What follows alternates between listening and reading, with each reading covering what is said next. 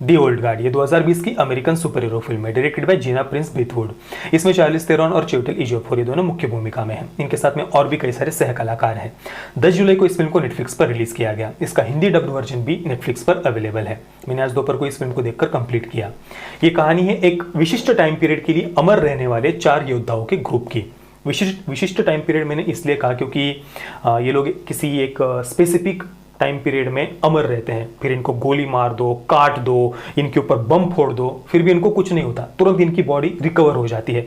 Sir में भी अगर गोली लग जाए तो भी इनका वो सर से गोली निकल कर पूरा वो फिर से जैसे थे वैसे ही ठीक हो जाते हैं। इस प्रकार से ये सुपर ह्यूमन से, सुपर पावर से इनमें, तो इन्हें हम एक सेमी इमोर्टल मर्सिनरीज कह सकते हैं। तो ये 4 योद्धाओं की ये कहानी है। समय समय पर ये योद्धा दूसरों के लिए पैसे लेकर काम करते आए हैं। इनके और भी कुछ साथी थे पर उनकी मृत्यु हो चुकी है और इन चारों को एक और नया उनका साथी मिलता है इस फिल्म की शुरुआत में ही, जो एक युवा लड़की है। अब वो उनको किस प्रकार से मिलती है, उनके मिलने का क्या सिग्नल वगैरह होता है, कैसे उनको सपने आते हैं, वो नई लड़की जब इनको ज्वाइन होती है उसको कैसे पहले लाते हैं, फिर उनको ज्वाइन होने के बाद में उस नई लड़की के मन में कैसे कई सारे प्रश्न उठते हैं, उसका जवाब, उसके उत्तर उसे कैसे मिलते हैं वगैरह वगैरह, ये सब बातें हमें फिल्म की शुरुआत में दिखाई गई है। अब इनमें से किसी की आयु 200 वर्ष है तो किसी की आयु 500 वर्ष है तो किसी की उससे भी ज्यादा है। और इन सब के फ्लैशबैक के जरिए हमें इतिहास की कई सारी महत्वपूर्ण घटनाओं के बारे में, कई बड़ी बड़ी लड़ाइयों के बारे में, खासतौर पर पश्चिमी सभ्यता के इतिहास के बारे में, पश्चिमी देशों के इतिहास के बारे में बताया गया है। जैसे कि इसमें क्रूसेड्स का उल्लेख है, क्रिश्चियनिटी में जिसे होली वॉर कहा जाता है, यानी चर्च के निर्देशों में लड़े गए युद्धों को क्रूसेड्स कहते हैं। इसके अलावा हेरेटिक्स को किस प्रकार से पश्चिमी देशों में मारा जाता था ये भी फिल्म में बताया है। हेरेटिक्स का मतलब होता है जो क्रिश्चियन तो है पर चर्च की मान्यताओं का जो पालन नहीं करता, चर्च की मान्यताओं में जिसका विश्वास नहीं है, उनको हेरेटिक्स कहा जाता है। और उनको बड़ी ही निर्ममता से जिंदा जलाकर या इस प्रकार से उनको मारा जाता है। भारत में भी गोवा इंक्विजिशन के समय पोर्तुगीजों ने जिन हिंदुओं को जबरदस्ती कन्वर्ट किया था, वे कन्वर्ट होने के बाद भी हिंदू रीति रिवाजों का पालन करते थे और इस वजह से उन्हें हेरेटिक कहकर उन्हें भी इसी प्रकार से जिंदा जलाया जाता था। इसके पूरे इतिहास के बारे में जानने के लिए आप हमारा गोवाज स्ट्रगल फॉर फ्रीडम इस डॉक्यूमेंट्री का रिव्यू जरूर देखिए। उसकी लिंक आपको नीचे पिन कमेंट में और ऊपर आई बटन में मिल जाएगी। इसके साथ में ही विच हंटिंग के नाम पर पश्चिमी देशों में किस प्रकार से अनगिनत महिलाओं पर अत्याचार होते थे, उनको जिंदा जलाया जाता था, उन महिलाओं को प्रताड़ित किया जाता था, इसका भी फिल्म में उल्लेख किया गया है। फिल्म में एंडी और क्वीन इन दोनों को एक पादरी के निर्देशानुसार उनको काफी प्रताड़ित किया जाता है, इस प्रकार का सीन है। इसके साथ में ही फिल्म में कंबोडिया में जब कम्युनिस्टों का शासन था, खमाय रूस का जो शासन था पोटपोल का, उस समय कैसे वहां पर लाखों लाखों लोगों की हत्या की गई थी, उसका भी एक सीन में संक्षेप में उल्लेख किया गया है। अब ये जो अमर योद्धा है, सेमी इमोर्टल मर्सिनरीज है, वो इस फिल्म में किसी मिशन पर नहीं है या फिर वो कोई दुनिया को नहीं बचाने वाले, उल्टा वो इस फिल्म में खुद को ही बचा रहे हैं एक फार्मास्यूटिकल कंपनी के साइको बॉस से। अभी जो साइको बॉस है फार्मास्यूटिकल कंपनी का, वो इन चारों को पकड़कर उनके कुछ जेनेटिक्स से, डीएनए से वगैरह जैसे भी करके कोई मेडिसिन बनाना चाहता है जिससे लोग अमर हो जाए या फिर लोगों की बीमारियां वगैरह दूर हो जाए, इस प्रकार का कुछ वो एक्सपेरिमेंट उन पर करना चाहता है। और ये जो हमारे मर्सिनरीज है वो इस फार्मास्यूटिकल कंपनी से खुद को बचा रहे हैं, यही इस फिल्म की कहानी है।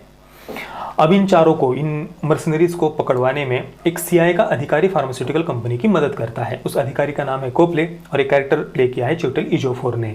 फिल्म में एक्शन और गनशॉट सीक्वेंसेस अच्छे हैं और ढेर सारे हैं। शुरुआत से आखिर तक आपको कई सारे अच्छे एक्शन और गनशॉट सीक्वेंसेस फिल्म में देखने को मिलेंगे। हालांकि एक समय के बाद में थोड़े से रिपीटेटिव जरूर लगते हैं पर उनको अच्छी तरीके से शूट किया गया है, इसलिए वो हमें बोर नहीं करते हैं। पर देखिए, ये जो मर्सिनरीज है, ये जो हमारे अमर योद्धा है, वो जिनको इस फिल्म में मारते हैं वो हमें बुरे नहीं लगते, हम उनसे हेट नहीं कर पाते हैं। वो बस एक फार्मास्यूटिकल कंपनी के सिक्योरिटी गार्ड्स होते हैं, वो बस अपना जॉब कर रहे होते हैं और ये हमारे मर्सिनरीज उनको गाजर मूली की तरह काटते जाते हैं, गोलियों से भूनते जाते हैं। सैकड़ों सैकड़ों ये सिक्योरिटी गार्ड्स बस मर रहे हैं फिल्म में। ठीक है, हम ये बात समझ पाते हैं कि वो जो फार्मास्यूटिकल कंपनी है उसका जो बॉस है वो साइको है, ये हम समझ पाते हैं। पर वो सिक्योरिटी गार्ड्स तो बस अपना जॉब कर रहे थे और ये हमारे मर्सिनरीज उनको बस मारे जाते हैं। और इसलिए जब ये उनको मार रहे होते हैं, सिक्योरिटी गार्ड्स को मार रहे होते हैं, तो हम अंदर से कुछ भी फील नहीं कर पाते, ना अच्छा फील कर पाते हैं ना बुरा फील कर पाते हैं, हम बस वो देखते जाते हैं क्योंकि एक्शन सीक्वेंसेस अच्छी तरीके से शूट किए गए हैं। अब इतने सारे लोगों को इन मर्सिनरीज ने जो फिल्म में मारा है उसको उनको फिल्म में जस्टिफाई भी करना था, इसलिए फिल्म के एंडिंग में ये बताया गया है कि ये जो अमर योद्धा है इन्होंने कई सारे बड़े बड़े युद्धों में लोगों की जान बचाई है। इस प्रकार का तर्क फिल्म के एंडिंग में दिया गया है। पर जितने लोगों को उन्होंने बचाया होगा उससे कई ज़्यादा लोगों को तो उन्होंने फिल्म में मार दिया है, ऐसा कम से कम देखकर तो यही लगता है। इसके अलावा एक और बात हमें थोड़ी सी इलॉजिकल लगती है। शहर के बीचों बीच वो जो फार्मास्यूटिकल कंपनी की बिल्डिंग होती है, उसमें ये सारे मर्सिनरीज सैकड़ों सैकड़ों इन सिक्योरिटी गार्ड्स को मार रहे होते हैं, बस गोलियों की फायरिंग चल रही होती है, पर किसी को भी कुछ पता नहीं चलता। ना पुलिस वहां पर आती है, ना लोग वहां पर जमा होते हैं। जब ये सारे के सारे उस बिल्डिंग में सबको मारकर ये मर्सनरीज वहां से निकल जाते हैं गाड़ी में, उसके बाद में फिर पुलिस वहां पर आती है, लोग वहां पर जमा होते हैं। इसके अलावा एक और बात बड़ी अजीब लगती है फिल्म में, ये जितने भी मर्सनरीज है उन सबके चेहरे पर हमेशा 12 बजे हुए रहते हैं, हमेशा उनका चेहरा उतरा हुआ रहता है। एक सेकंड के लिए भी कभी भी आप उनके चेहरे पर खुशी फिल्म में नहीं देखेंगे। चलो मान लेते हैं कि जी कर ये सब लोग थक गए हैं, इसलिए शायद वो दुखी होंगे, पर जो नई लड़की, नया मेंबर उनको अभी अभी ज्वाइन हुई है, उसको तो अभी अभी अपने अमरता के बारे में पता चला है कि यार वो कभी भी मर नहीं सकती है, पर वो तो इस प्रकार से रिएक्ट करती है ये जानने के बाद में जैसे कि उसको कैंसर हो गया हो। भाई अगर किसी को भी पता चले कि वो अमर होने, वो कभी भी मरने नहीं वाला, उसको गोली लग जाए, कुछ भी हो जाए, उसको वो मरने ही नहीं वाला, तो वो तो खुश होना चाहिए ना उसे, पर वो तो जैसे कैंसर हो गया हो इस प्रकार से रिएक्ट करती है। मतलब सारे के सारे कैरेक्टर्स फिल्म में बड़े ही डल लगते हैं, कुछ करने की एक उम्मीद या इच्छा उनके अंदर हमें फिल्म में दिखाई नहीं देती, बस ज़बरदस्ती जी रहे हैं ऐसा लगता है। और जो बीजीएम है फिल्म में, बैकग्राउंड म्यूजिक, वो तो अपनी ही दुनिया में खोया हुआ है। फिल्म में कुछ और चल रहा है, बैकग्राउंड म्यूजिक किसी और ही प्रकार का बज रहा है, दोनों का कोई कनेक्शन ही नहीं है।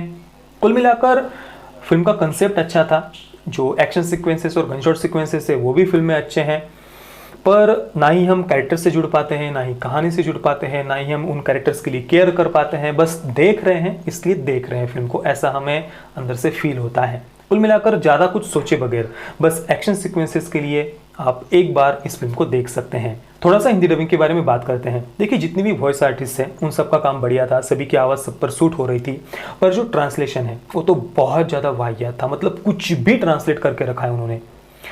जैसे कि फिल्म की शुरुआत में शायद डॉन क्विक्सोट नाम की एक नॉवेल का उल्लेख था, उसको उन्होंने हिंदी में ट्रांसलेट किया है पुरानी नॉवेल। इतना ही नहीं, एक डायलॉग तो बड़ा ही विचित्र था, अभी भी वो मुझे अच्छी तरीके से याद है। एक सीन में कोपली कहता है कि इन सारे लोगों को मैंने इसलिए पकड़वाया क्योंकि मुझे लगा था कि इससे लोगों की बीमारियां दूर होंगी, लोगों की परेशानियां दूर होंगी। इस प्रकार का इंग्लिश में डायलॉग है। उसको उन्होंने हिंदी में क्या ट्रांसलेट किया पता है? ये सारे लोग ऐसे हैं जिन्हें कोई नहीं जानता। मतलब सीरियसली, अब आप बताइए इन दोनों का क्या कनेक्शन है? मतलब कुछ भी, कई सारे ऐसे डायलॉग्स हैं जो बिल्कुल ही अलग ही कुछ भी उन्होंने अपने मन से ट्रांसलेट कर दिया है। तो हिंदी में अगर आप इस फिल्म को देख रहे हैं तो नीचे इंग्लिश सबटाइटल्स आप जरूर ऑन रखना। मैं द ओल्ड गार्ड को दूंगा 5.5 out of 10 stars. Parental guidance की बात करें तो फिल्म में सेक्स और न्यूडिटी नहीं है, गालियाँ और वायलेंस फिल्म में ढेर सारा है, यानी बहुत ही ज़्यादा है। तो अगर आप परिवार के साथ में इस फिल्म को देख रहे हैं तो थोड़ी सावधानी रखना, बच्चों के दृष्टि से वायलेंस इतना ज़्यादा ठीक नहीं है। तो दोस्तों आपने अगर इस फिल्म को देखा है तो आपका एक्सपीरियंस कैसा रहा मुझे आप नीचे कमेंट में ज़रूर बताइए। जय श्री राम, वंदे मातरम।